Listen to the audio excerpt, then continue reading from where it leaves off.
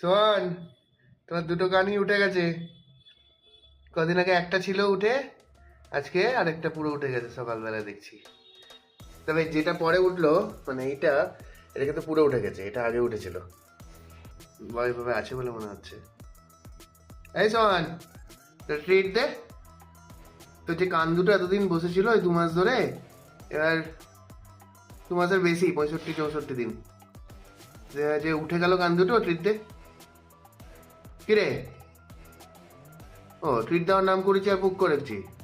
ওই, কি বলছি? ট্রিটটা কে দেবে? হ্যাঁ?